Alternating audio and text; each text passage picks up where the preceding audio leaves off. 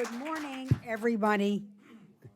First of all, Vito, thank you very much for that introduction. I don't know about being wise and influential, but I'll tell you, I'm fighting mad and I'm fired up and I'm ready to go. I'm so excited about the fact that this conference is being held and the fact that its title is Strengthen Social Security, Don't Cut It. You bet. That's what we need to do. We need to organize and we need to mobilize and we have to stop agonizing. We need to get out there and tell the story of why Social Security continues to be the most important part of our social safety net. And Social Security must always be reliable, undeniable, inflation-proof, lifetime benefit for the American people. We also have to tell the story that we should not privatize Social Security. Nobody in the United States of America should have to rely on the bull of political promises or the bear of a market.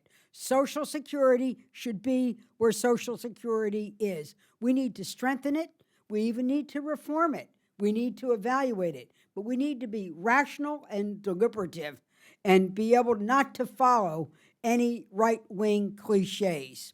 The other thing that we need to do is that while we ensure the safety and reliability of Social Security, we need to make sure we look out for the people who deliver the Social Security benefits. And they, too, need to have a government on their side to help them do the job they signed up to do so they can be on the people's side as they come and apply for these benefits. You shouldn't have to stand in line for Social Security, and you shouldn't have to get your Social Security online.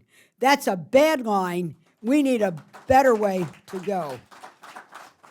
Now, for me, I'm really excited about Social Security for a number of reasons.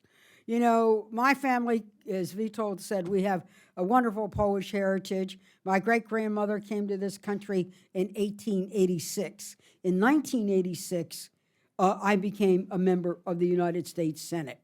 But I also was part of a family of immigrants in Baltimore.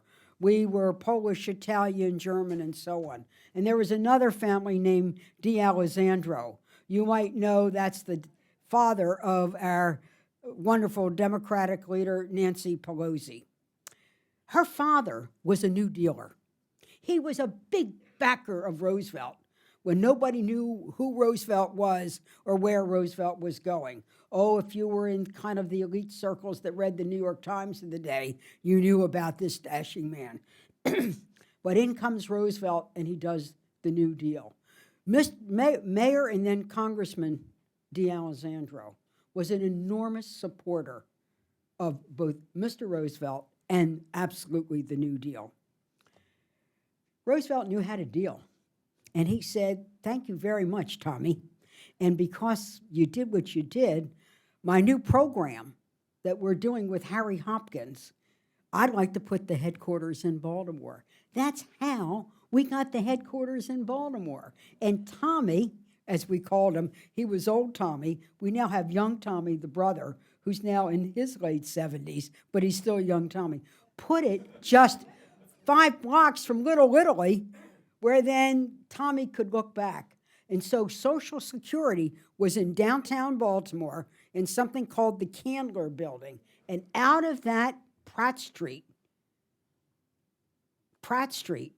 a new program was born that has kept millions and millions of Americans not only out of poverty, but helped them live a life of dignity and a reliability that they had a government on their side. So we in Baltimore, we have a visceral connection to both Social Security and the whole day of the New Deal, and at the same time, the fact that it's headquartered here. So quite frankly, while I've been working on the reliability of the trust fund with my wonderful colleague, Senator Ben Cardin, who's on the Finance Committee, out comes this National Public Administration report on the future of Social Security. Now, I ordinarily like the National Public Administration, the National Academy of, yes, and I often rely on their reports, but not this one. When I read this report, I thought, what the hell is this?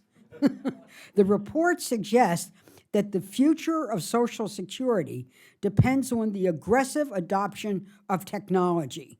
Well, I think the future of Social Security depends on the solvency of the trust fund. Let's concentrate on the solvency of the trust fund, and let's respect the workers. Let's give them the resources they need. Let's give them the respect they need, and let's give them job certainty and not have to face sequester, budget cuts, or any of the other things we do.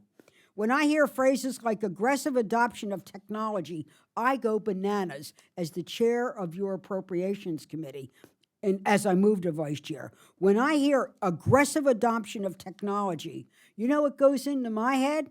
Techno boondoggle. Write this word down. You're going to hear it a lot. Techno boondoggle. It recommends we rationalize in-person service in the field by virtual delivery channels. Well, that means online, back of the line, oh my God, what a line. I don't believe in this. I believe in technology. I've been one of the leading senators on science, technology, and innovation. But I can tell you as an appropriator, I know of no big tech project that the government undertook that didn't fail. And didn't fail the first time and cost billions of the taxpayer, and a disappointment on can government keep doing big things. There was the OPM modernization. Oh, God. Then even the FBI, when they tried to create a virtual case file, and this is the FBI, working with a well-established, reliable contractor, blew $171 million on not being able to deliver. Then we won't even talk about the first attempt at the health exchange. Remember the health exchange? How about that with aggressive use of technology? So it's not that I don't believe in it. I believe in a measured approach in it. Let's tackle things like the disability backlog. Let's streamline the process. But most of all, let's start where business starts. They say run Social Security like a business. Business always starts with listening to the customer. The customer needs to have a face-to-face, word-to-word contact. And you and I know that just about every attempt that when they've gone online without really thinking through the technology and the contractors not knowing who you are and who the customer is, you have to get a call back from a human being in a field office. Now, I love those field offices. As I travel Maryland and I go into our big metropolitan areas, there are the field offices. Then when I go into the rural parts of our state, there are the field offices. Very often, they are the face-to-face of government. And you see people coming in, not only who are older, but also the disabled. And you and I know the fastest growing part of this is the fastest growing part of the applications are on disability. So I want you to know I'm ready to fight. I don't want to say that we shouldn't reform the trust fund and even the way we deliver. But let's start with what is it the customer needs, who is the customer, and what it is they need. Let's use technology, not as a solution as to make the program more accessible, not as a way to reduce the number of federal employees. So I've been working really hard to do this. Last year, thanks to the advocacy of all of you in this room and the particular advocacy of AFG, I put money into the federal checkbook that was a $640 million increase over the post-sequester level. But I also put language in that made sure that we dealt with the whole issue of stopping the closure of field offices and also a whole variety of other things. I put it in 2014. I've got it in 2015. I hope to get an omnibus through. I'm going to talk to you about that in a minute, and we need to be able to do it. So it's more money to be able to do the field offices and also language that enables the director to be able to do that. I've also co-sponsored the Schumer bill to require Social Security to reform its process. And you know what? Every business in America cannot function without a permanent CEO. I think we need to confirm Carolyn Colvin, a dedicated, seasoned public servant, before we adjourn our lame duck. What do you think about that? So I'm here to tell you I'm ready to organize the coalition, and we're ready to fight. We are ready to fight not only along party lines, because there is a different philosophy about how we're supposed to take care of the old, the sick, and the disabled, but also I'm really fed up the way our federal employees are being treated. I am really fed up with the way you try to talk, you try to reach across the aisle, there's a fundamental difference in this institution and in this country. I believe that every democracy needs a professional civil service, and that civil service needs respect and it needs resources to be able to do the job that they signed up for. And when government organizations fail, when you don't confirm leadership and you come in with sequester where you spend more time worrying about shutdown, it's time for us to shut up and to do our job. We've got to start standing up for federal employees in our country. You cannot have a democracy without a civil service. I am so proud of the integrity of Social Security, and meaning the people who deliver it. I'm not talking about the no mistakes and the error reductions and so on. You know what I mean by integrity? You don't bribe anybody to get Social Security in our country. I've been in other countries where you stand in line and there's just a series of tipping fees to get every stamp placed. We have an honest civil service. You can't just dial up a civil service. You need them to deliver Social Security.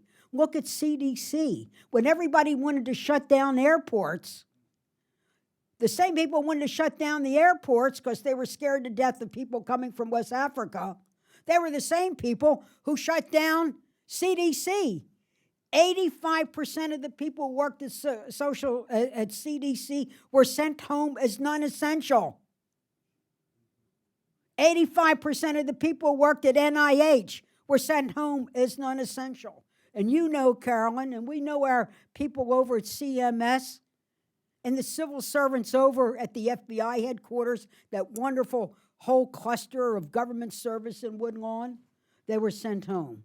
Well, I think what's non-essential is us. We're making ourselves out of date and irrelevant, and this is the way the American people have spoken. So I think we ought to just get off the bumper stickers and start really pounding the table. And I'm going to ask you now, as we move into, as the president exercises his authority as the president of the United States, when they're going to want to shut down, I need you to stand up.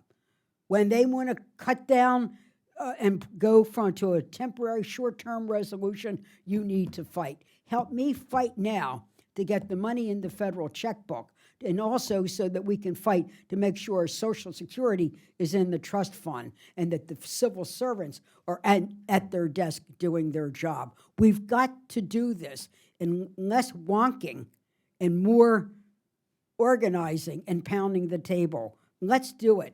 You know what I said for the women before. I'm squaring my shoulders, putting my lipstick on. I'm ready to fight. Let's go. Thank you very much.